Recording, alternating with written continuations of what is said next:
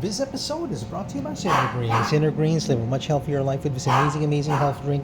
And Sinner Greens is so amazing that even my dogs love it. Yeah, you can hear my dog barking in the background. So I'm going to use a doggy translator and translate what my dog is trying to say. Okay? So using the translator, my dog is saying, RR, Sinner Greens has no approved therapeutic claims. Oh yeah. So right now, we're going to have another tutorial video. And this video will teach us another ability known as the charge ability and the ram ability. Now, how does the ram ability work? Ram ability is available for regular units, not your ring bearer. And to use the ram ability, it can be used once per game, per unit. You simply move your unit forward. It goes directly in front of an enemy unit.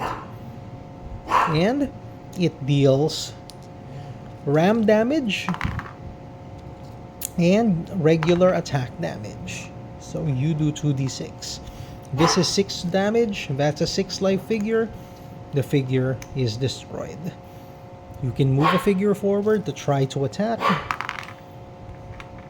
the Minotaur, but he can just ram you again,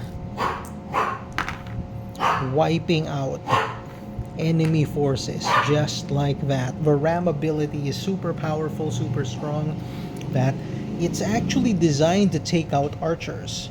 So if you have enemies with range units like archers, wizards, the ram ability can automatically wipe out their entire army just like that. So that is known as the ram ability. Now, the commander of the Minotaurs has an ability known as the charge ability. So what does charge do? Charge allows you to move your entire front line forward and have them attack simultaneously. In order to use charge, choose 2 units that are going to charge in your front line. Charge, charge. Then roll the appropriate dice for the charging units. So in this case, this guy takes 3. And this unit is officially dead. Just like that. So that is the charge ability. And now right here, we're also going to cover terrain effects. Now, back then people were asking, why on earth do you have a desert? Why do you have different terrains? What effects do they have? So I'm gonna go through the effect of a desert terrain. Now, in the desert, water is very, very scarce. You cannot find water anywhere else. Now, your units need water to survive.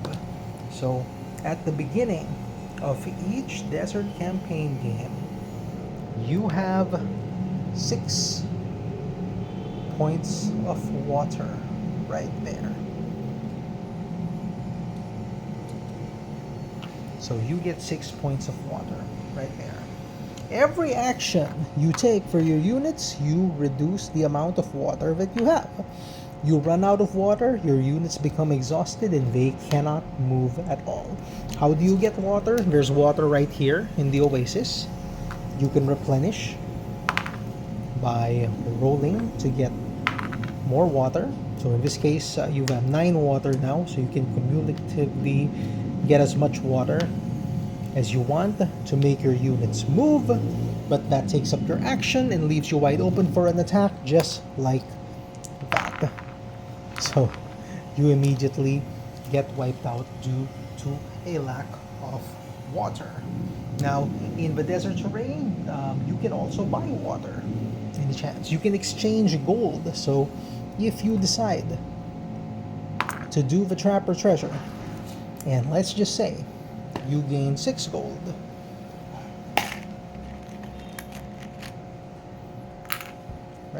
here.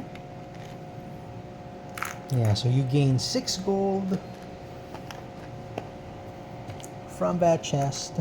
You can then exchange this gold to buy more water, to give more actions for your troops.